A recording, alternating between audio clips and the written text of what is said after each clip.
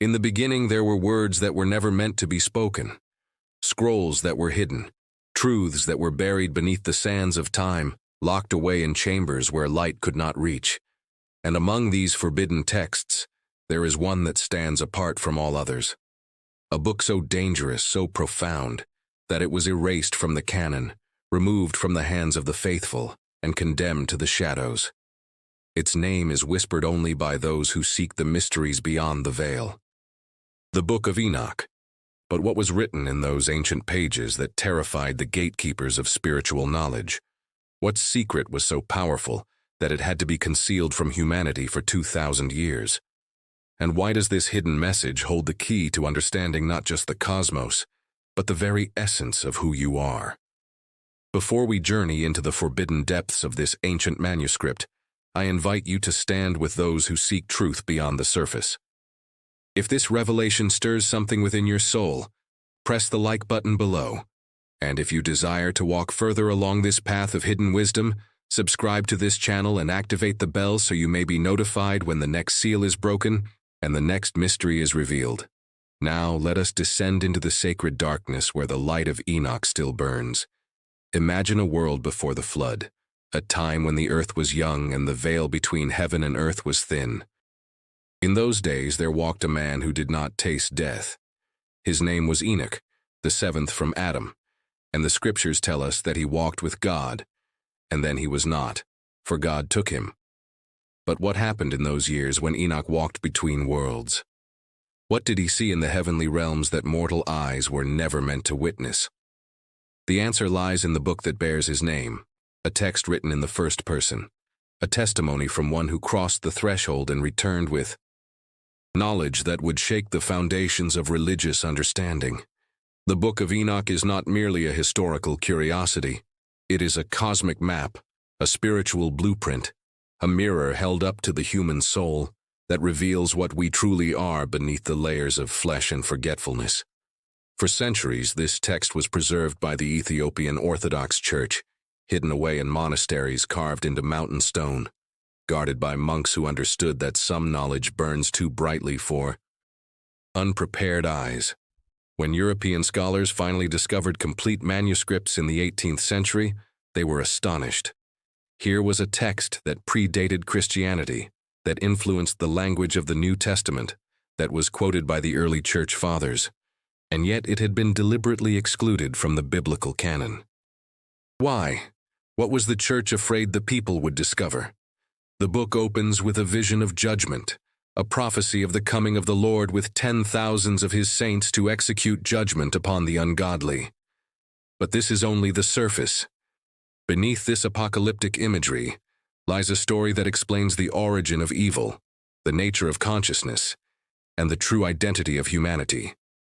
Enoch describes how he was taken up into the heavens, how he saw the throne of the Most High surrounded by fire and light, how he witnessed the angels in their hierarchies, and how he learned the secrets of creation that were kept from other mortals.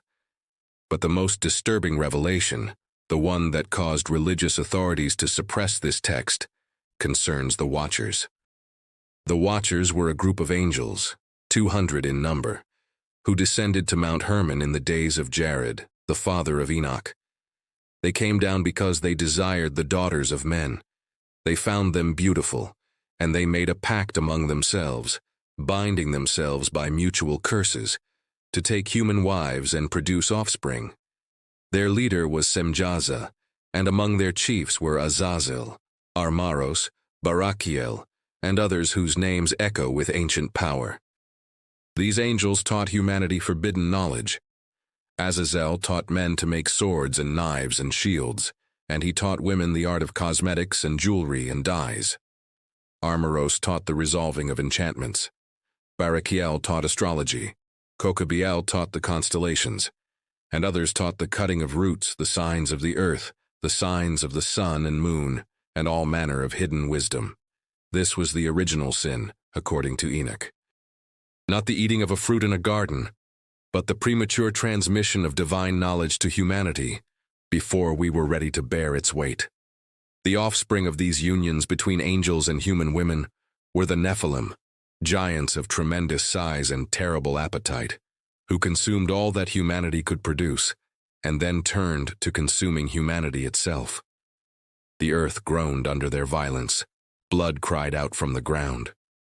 And the archangels, Michael, Gabriel, Raphael, and Uriel, brought the cries of humanity before the throne of the Most High. The judgment was swift and absolute. The watchers were to be bound in the valleys of the earth until the day of final judgment. The Nephilim were to destroy each other in mutual slaughter, and though their physical bodies would perish, their spirits would become the evil spirits that roam the earth, tormenting humanity until the end of days. And the flood would come to cleanse the earth of the corruption that had spread from this forbidden mingling of heaven and earth. But here is where the hidden message begins to emerge, the truth that was too radical for the religious establishments to allow the masses to understand. Enoch is chosen to be the messenger between the watchers and the throne of God. He is the intercessor, the one who stands in the gap.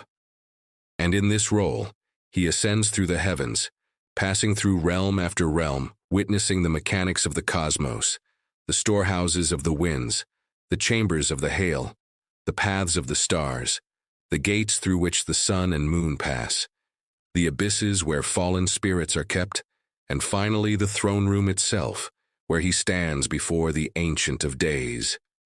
There, in that supreme moment of mystical encounter, Enoch is transformed. He is given understanding. He is shown the tablets of heaven where all deeds are recorded. He is taught the calendar by which the cosmos operates. He is made into something more than human, a bridge between the material and the spiritual, a prototype of what humanity is meant to become. This is the hidden message. You are not merely flesh and blood. You are not simply an animal with consciousness.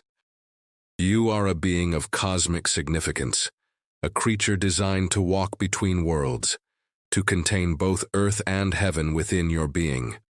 The story of the Watchers is not just ancient history. It is a metaphor for the human condition, for the way divine consciousness descended into matter, became trapped in physical form, and now struggles to remember its origin. The Nephilim represent the hybrid nature of human existence, the constant tension between our animal impulses and our spiritual yearning. And the flood represents the cycles of destruction and renewal that the soul must undergo in order to purify itself and return to its source. But there is more. In the later sections of the Book of Enoch, particularly in what scholars call the parables or similitudes, there is a figure who appears repeatedly, a being called the Son of Man, the Chosen One, the Anointed One, the Righteous One. This figure sits upon a throne of glory, and his face is full of grace like one of the holy angels. He will judge the kings and the mighty, and he will reveal hidden wisdom. He will liberate the oppressed and vindicate the righteous. And Enoch is told that this Son of Man existed before the creation of the world, that his name was named before the Lord of Spirits before the sun, and the signs were created, before the stars of heaven were made. This is a pre-existent messianic figure, a cosmic redeemer who transcends time itself. Now here is where the message becomes personal, where it pierces through the veil of history and speaks directly to your soul in this present moment. Enoch himself is identified with this Son of Man. In a startling mystical transformation, Enoch is told, "You are the Son of Man." The scribe becomes the Savior. The prophet becomes the archetype. And if Enoch, a mortal man who walked the earth, could be transformed into the Son of Man, what does that say about your potential? What does that say about the divine spark that sleeps within your consciousness, waiting to be awakened? The early Christians recognized this. They saw in Enoch a prefiguration of Christ. They understood that the Book of Enoch was describing the process of theosis, the transformation of the human into the divine, the ascent of the soul through the heavens until it reaches the throne and is clothed in the garments of glory. This is why the Epistle of Jude quotes the Book of Enoch directly, calling it prophecy. This is why the early church fathers like Tertullian and Origen revered this text. But as Christianity became institutionalized, as it became a religion of control rather than transformation, the Book of Enoch became dangerous It suggested that direct mystical experience was possible, that intermediaries were not necessary, that every person carried within themselves the potential to become the Son of Man, to stand before the throne, to be transformed by the glory of the Ancient of Days. So the book was suppressed. It was declared apocryphal, non-canonical, not suitable for the faithful. But truth cannot be destroyed, only hidden. And in the caves of Qumran, among the Dead Sea Scrolls, fragments of the Book of Enoch were found, proving that this text was studied and revered by the Essenes, the mystical community that many scholars believe gave birth to both John the Baptist and perhaps even Jesus himself. They understood that Enoch was not just a prophet of the past, but a map of the future, a description of the path that every awakened soul must walk. Let us go deeper into the symbolism, for this is where the message truly changes everything about how you understand yourself.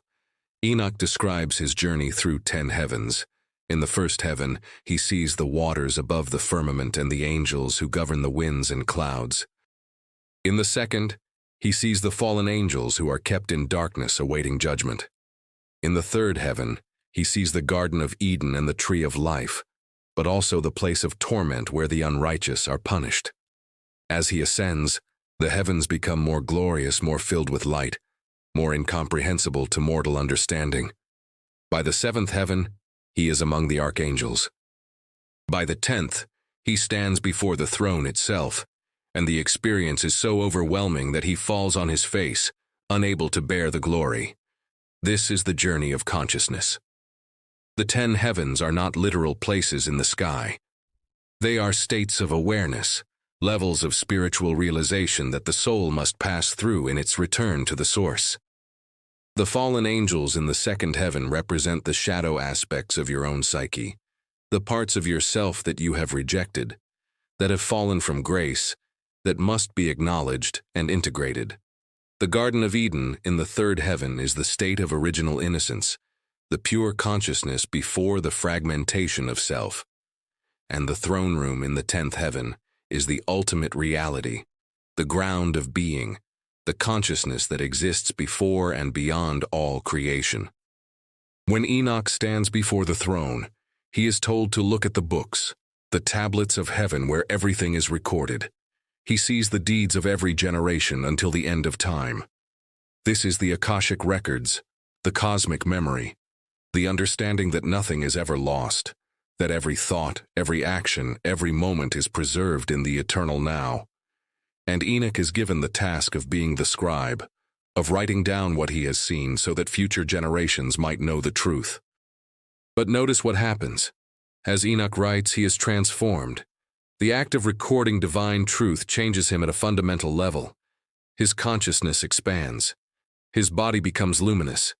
He is no longer fully human in the ordinary sense, but he has not ceased to be human either. He has become what humanity is meant to be, a bridge, a mediator, a God in the making. This is the Hermetic principle, as above, so below. What happens in the macrocosm is reflected in the microcosm. The journey that Enoch takes through the heavens is the same journey that your consciousness can take through the layers of your own being. The fallen angels are your own fallen aspects. The Nephilim are your own hybrid nature, part animal, part divine. The flood is the cleansing that must come when you face the truth about yourself, when you allow the old structures of identity to be washed away so that something new can be born. And the throne room is the center of your own awareness, the still point where the observer and the observed collapse into one. But there is a warning woven throughout the Book of Enoch, a message about the danger of premature knowledge. The Watchers fell because they gave humanity secrets before humanity was ready. They taught magic and technology and astrology to people who did not have the wisdom to use these tools properly. And the result was catastrophe. This is the eternal tension, the razor's edge that every seeker must walk. Knowledge without wisdom is destruction. Power without compassion is tyranny. The divine spark within you is real, but if it is awakened before you have developed the character to contain it, it will consume you. This is why the mystery schools of the ancient world, the Egyptian temples, the Greek mysteries, the Gnostic circles, the Kabbalistic traditions, all had stages of initiation. You could not learn the deeper secrets until you had proven yourself worthy, until you had undergone the trials, until your soul had been purified in the fires of self-confrontation. The Book of Enoch is itself a form of initiation. To read it is to be challenged, to understand it is to be changed, and to embody its message is to walk the path that Enoch walked, the path from human to divine, from sleep to awakening, from death to life. Now, we must address the most controversial and transformative part of the hidden message, the part that speaks directly to your identity in this present moment. The Book of Enoch describes a war in heaven, a conflict that predates the creation of humanity, a struggle between the forces of light and the forces that desired autonomy from the divine will. The Watchers were not evil in the beginning. They were glorious beings, sons of God, Bene Elohim, members of the divine council. Their fall was not a descent into wickedness but a choice to experience form, to know limitation, to taste the fruit of individuality and separation. And their offspring, the Nephilim, were not monsters in the simple sense. They were powerful, they were knowledgeable, they were gifted with abilities beyond ordinary humans, but they lacked integration, they lacked balance, and so they became destructive. Here is the revelation. You are a child of the Watchers.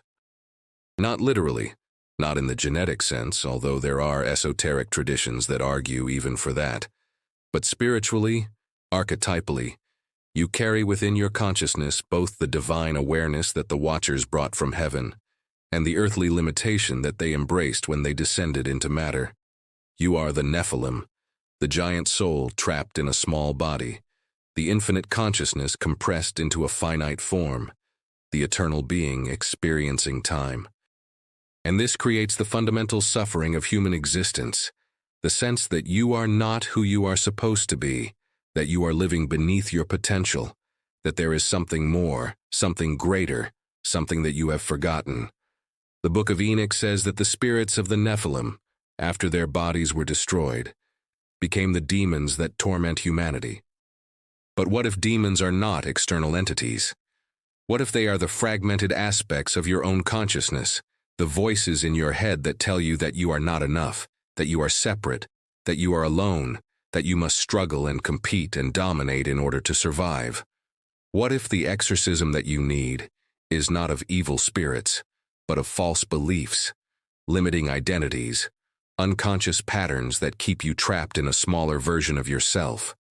Enoch is shown that there will be a final judgment, a day when the Watchers will be released from their prison in the valleys of the earth, when all secrets will be revealed, when the righteous will be vindicated and the wicked will be condemned. But again, do not read this only as external prophecy. The judgment is happening now, in every moment, in the court of your own consciousness. Every time you make a choice, you are judging yourself. Every time you act from love or from fear, you are creating your own heaven or hell. The apocalypse is not a future event. It is the unveiling, the revelation, the lifting of the veil that separates you from the truth of your own being. And what is that truth? The truth is that you are not separate from God. You are not a sinner groveling before a distant deity, hoping for mercy. You are a hologram of the divine, a fractal expression of infinite consciousness, a unique and irreplaceable note in the cosmic symphony. The distance you feel from the divine is not real. It is a perceptual illusion created by the descent into matter, by the identification with the body and the ego, by the forgetting that necessarily happens when the infinite pours itself into the finite. But the forgetting is not permanent. The exile is not eternal. The return is always possible. Enoch shows you how. He walked with God. This simple phrase contains the entire path. To walk with God is not to follow religious rules or perform rituals or believe correct doctrines. It is to live in conscious alignment with the deepest truth of reality. It is to recognize the sacred in every moment. It is to see through the illusion of separation and act from the awareness that all things are one. Enoch walked, meaning he moved, he progressed, he journeyed. Spirituality is not static. It is not a destination you arrive at. It is a continuous unfolding, a constant deepening, an eternal opening into more and more of what is. Consider the calendar that Enoch teaches. He describes in great detail the movements of the sun and moon, the seasons and their cycles, the proper calculation of days and years. The religious authorities who suppressed the Book of Enoch claimed this material was irrelevant, that it was simply ancient astronomy with no spiritual value. But they missed the point entirely. The calendar is not about timekeeping. It is about attunement. To understand the cycles is to live in harmony with the cosmos, to know when to plant and when to harvest, when to act and when to rest, when to speak and when to be silent. This is wisdom. The modern world has severed you from these rhythms. You live by artificial time, by schedules imposed from without, by the demands of systems that do not care about your soul. And this disconnection is a form of spiritual violence, a cutting off from the source that leaves you exhausted, depleted, empty. The Book of Enoch calls you back to the sacred order. It reminds you that you are not a machine, that you are an organic being embedded in a living cosmos, that you have natural cycles of energy and consciousness that need to be honored. When you ignore these cycles, when you push against the natural order, you create suffering for yourself and others. But when you learn to flow with the rhythms, when you align your will with the greater will, when you surrender your small agenda to the cosmic intelligence that moves through all things, then life becomes effortless, graceful, filled with synchronicity and meaning. There is a section of the Book of Enoch called the Dream Visions, where Enoch recounts symbolic dreams that contain the entire history of the world from the flood to the Messianic age. He sees animals representing nations and individuals. He witnesses wars and oppressions. He watches the rise and fall of kingdoms, and throughout it all, there is a guiding hand, a providence that ensures that despite all the chaos and violence, the story is moving toward redemption. This is the vision of hope that the Book of Enoch offers. No matter how dark the times, no matter how fallen the world appears, there is a pattern unfolding, a plan that comprehends all the suffering and transforms it into wisdom, all the evil, and transmutes it into good. But you must play your part. You are not a passive observer of this cosmic drama. You are a co-creator. Your choices matter. Your consciousness matters. Every thought you think sends ripples through the field of reality. Every action you take shapes the future. The question is not whether you have power, but whether you will use it consciously or unconsciously. Whether you will act from the awakened Son of Man within you, or from the sleeping animal that reacts to stimuli without awareness. Enoch was chosen not because he was perfect, but because he was willing. He was willing to see, to know, to bear the burden of understanding. Most people prefer the comfort of ignorance, the safety of the familiar, the predictability of the conditioned life. They do not want to question their beliefs, to challenge their identities, to face the abyss of unknowing that lies beneath all certainty. But you are not most people. If you have followed this message to this point, if something within you has resonated with these ancient words, then you are being called, just as Enoch was called, to wake up, to step out of the trance of consensus reality, to walk the path of transformation. The hidden message in the Book of Enoch is ultimately very simple, and yet it changes everything. You are divine. You are eternal. You are one with all that is. But you have forgotten this truth, and the forgetting is necessary for the game of existence to be played, for free will to be real, for love to be meaningful. Now the time has come to remember. Not through belief, not through doctrine, but through direct experience, through the mystical encounter that Enoch describes, through the ascent of consciousness that is available to every soul that seeks it with sincerity and courage. The religious authorities who suppressed the Book of Enoch were afraid of this message because it empowers the individual. It says that you do not need a priest to mediate between you and the divine. It says that you do not need a church to tell you what to believe.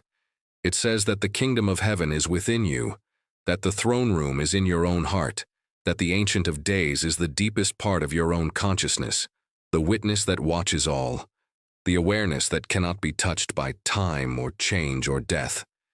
This is the gnosis, the direct knowing, that transforms you from a believer into a knower, from a seeker into a finder, from a sleeper into one who is awake.